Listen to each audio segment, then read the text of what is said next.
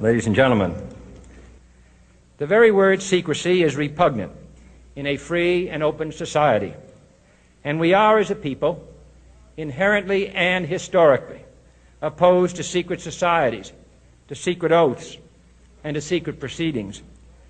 We decided long ago that the dangers of excessive and unwarranted concealment of pertinent facts far outweighed the dangers which are cited to justify it. Even today, there is little value in opposing the threat of a closed society by imitating its arbitrary restrictions. Even today, there is little value in ensuring the survival of our nation if our traditions do not survive with it. And there is very grave danger that an announced need for increased security will be seized upon by those anxious to expand its meaning to the very limits of official censorship and concealment. That I do not intend to permit to the extent that it's in my control. And no official of my administration, whether his rank is high or low, civilian or military, should interpret my words here tonight as an excuse to censor the news, to stifle dissent, to cover up our mistakes, or to withhold from the press and the public the facts they deserve to know. For we are opposed around the world by a monolithic and ruthless conspiracy that relies primarily on covert means for expanding its sphere of influence, on infiltration instead of invasion, on subversion instead of elections, on intimidation instead of free choice, on guerrillas by night instead of armies by day.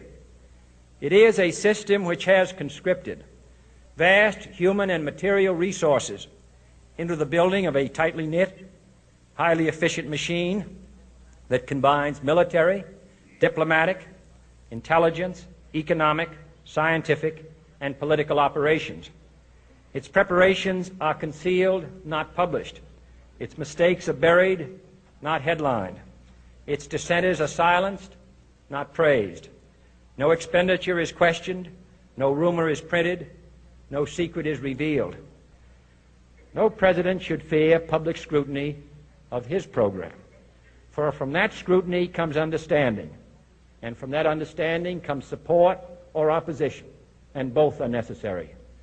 I am not asking your newspapers to support an administration, but I am asking your help in the tremendous task of informing and alerting the American people. For I have complete confidence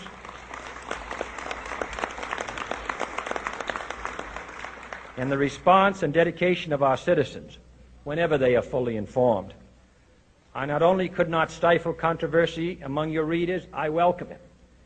This administration intends to be candid about its errors. For as a wise man once said, an error doesn't become a mistake until you refuse to correct it. We intend to accept full responsibility for our errors, and we expect you to point them out when we miss them. Without debate, without criticism, no administration and no country can succeed, and no republic can survive. That is why the Athenian lawmaker Solon decreed it a crime for any citizen to shrink from controversy. And that is why our press was protected by the First Amendment, the only business in America specifically protected by the Constitution, not primarily to amuse and entertain, not to emphasize the trivial and the sentimental, not to simply give the public what it wants, but to inform, to arouse, to reflect, to state our dangers and our opportunities, to indicate our crises and our choices, to lead, mold, educate, and sometimes even anger public opinion. This means greater coverage and analysis of international news, for it is no longer far away and foreign, but close at hand and local. It means greater attention to improved understanding of the news, as well as improved transmission.